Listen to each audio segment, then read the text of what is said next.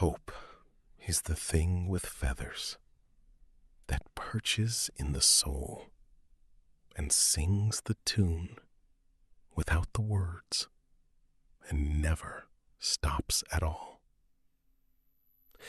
And sweetest in the gale is heard, and sore must be the storm that could abash the little bird that kept so many warm.